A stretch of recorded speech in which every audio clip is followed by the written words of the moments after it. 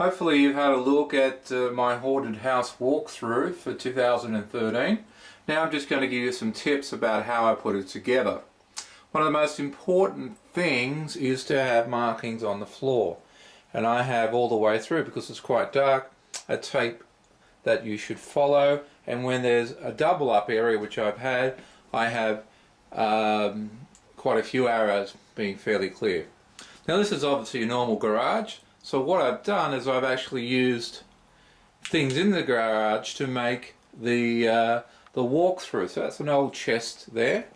Here, this part here is actually a book cabinet, and here, all here is, this big area here is just a series of shelves, and here I have a piano. So what I'm using is stuff in the garage to make the shape. And all I do is I then cover bits and pieces. These things here that the skull's resting on is simply a toy box. I have lots of toy boxes in the area, and I just cover it with some sort of garbage bag, plastic bag. Gives it a dark effect, gives a bit of an eerie effect. And the same thing here. Here are the shelves. Okay, they're just covered with very cheap painting cloth. Another bookshelf there at the top. Another box there, etc. So everything's simply covered. That's actually a dollhouse in this one. You can see the strange shape. So that's what we're doing initially to get the shape of it. So as we work round, we can just see that again I've got a series of toy boxes here all covered. Now in terms of the screening, what I've done is I've taken the shelves here and I've actually just bought fairly cheap pieces of wood across the top. You can probably see it better here. And all that is doing here is running across the top of the shelf, coming out either side, so it's balanced on the other side.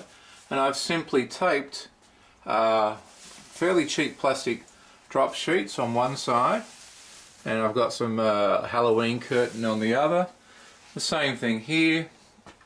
I've just taped across the top there, and away we go through. I've cut it up to there and then put a sticky tape so it doesn't, a masking tape so it doesn't keep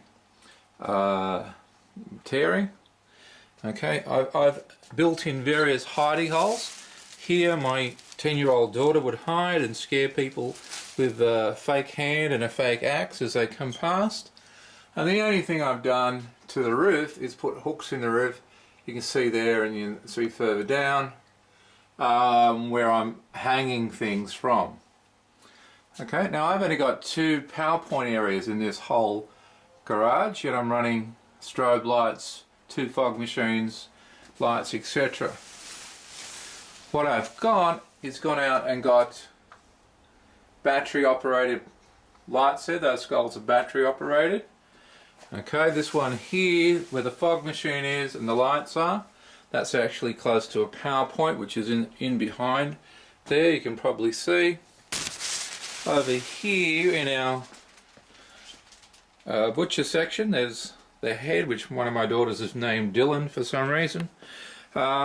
That's a battery operated strobe light there. It also makes a sound. I just put that on. We actually had that sound running throughout. It gives us quite a spooky effect.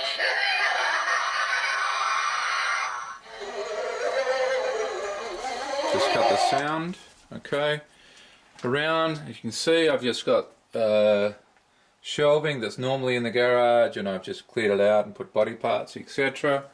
Coming around further, you can see down here this series of arrows so people can see to go one direction, and when it doubles up and come back the other direction. And on the windows I've just put a car cover and some garbage bags. Okay, and again the series of hooks and the pieces of wood running off the shelf.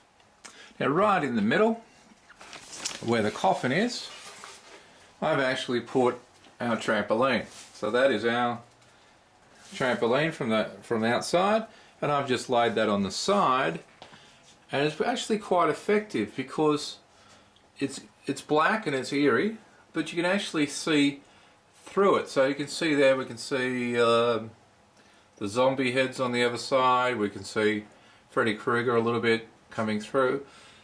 And because it's a lot brighter on this side, when I'm on this side dressed as a zombie, dancing around is actually quite spooky. So the kids can see through and they see it's pretty close, etc.